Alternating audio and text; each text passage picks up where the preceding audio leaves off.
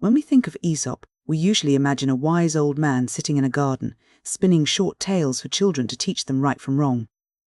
But if you pick up Joseph Jacobs' exploration of these fables, you find that the reality is much more mysterious and perhaps much more interesting.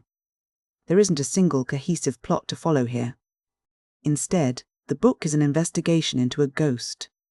Aesop himself is less a historical person and more a legendary, shadowy figure, a vessel for a collective voice that has been speaking for thousands of years.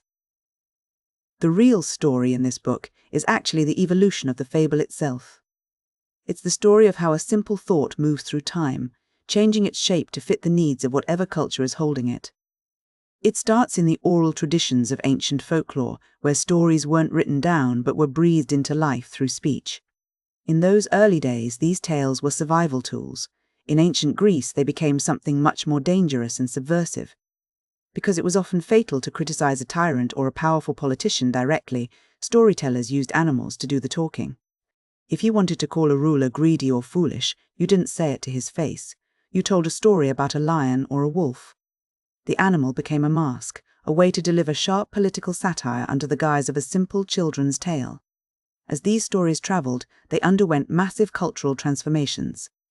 When the fables moved into the East, specifically into Indian traditions, they were woven into Buddhist teachings. This changed the very nature of the characters.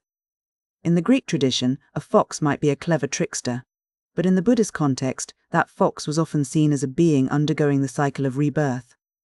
The animals weren't just symbols of human traits, they were souls in transition.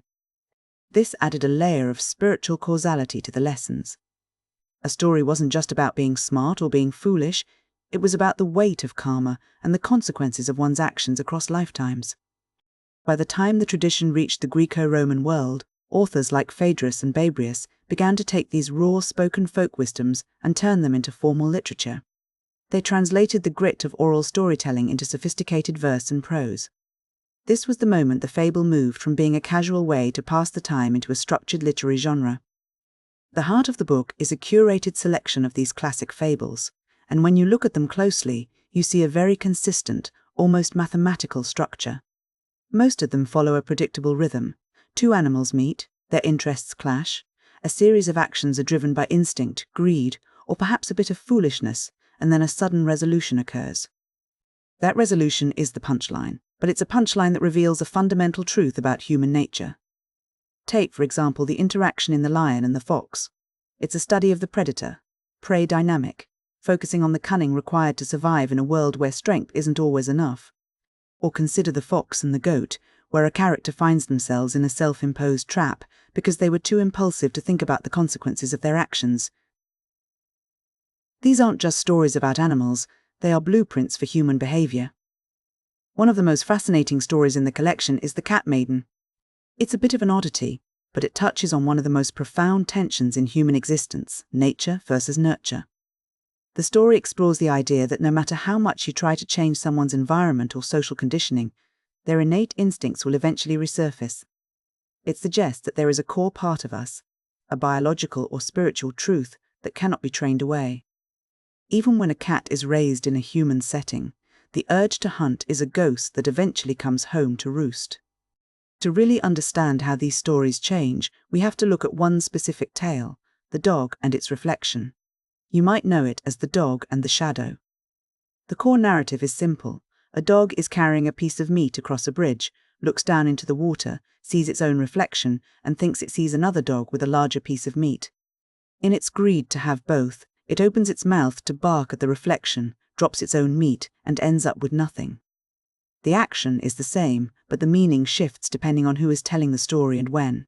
In the original Greek and Latin traditions, the lesson was straightforward: don't be deceived by appearances, and don't let greed blind you to what you already possess. It was a warning about folly. But as the story moved through medieval Europe and into the hands of poets like La Fontaine, the moral became more philosophical. It became a warning against sacrificing substance for shadow. This isn't just about greed anymore, it's about the danger of chasing illusions and losing the reality of what is right in front of you. This single story has been repurposed for almost every major human endeavor. In Buddhist scripture, It's used as a lesson on misplaced desire and the suffering caused by clinging to illusions. In the 19th century, during the debates surrounding the British Reform Act, the fable was even used as a political tool to argue for conservatism and the preservation of the status quo. It's incredible to think that a story about a dog and a piece of meat could be used to debate the fundamental structure of a modern government. In modern art, the lost meat has even become a metaphor for the loss of identity or the fading of memory. This tells us something vital about why Aesop survives. The fables aren't static monuments, they are living organisms. They are flexible enough to be used by a Buddhist monk, a Greek satirist, a French poet, or a British politician. They provide a universal vocabulary. Because they use animals, they bypass our immediate social and political defenses. It is much easier to discuss the flaws of a lion than the flaws of a king. By stripping away the specific names and faces of people and replacing them with archetypes, the cunning fox, the strong lion, the foolish goat, the stories become a mirror that we can look into without feeling immediately attacked. When we look at the history traced in this book, we see that the fable is a tool for survival. It's a way to speak truth to power when the truth is too dangerous to say plainly. It's a way to teach morality when lectures feel too heavy. And it's a way to understand the complexities of the human condition through the lens of the natural world. The legacy of Aesop isn't found in a single book or a single set of morals. It's found in the way these stories continue to evolve. They remind us that while our technology and our politics change, the fundamental drivers of our behavior, our greed, our courage, our instincts, and our tendency to mistake shadows for substance, remain exactly the same.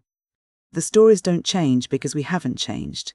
We are still the dog on the bridge, still trying to decide if the reflection in the water is worth the meat in our mouths.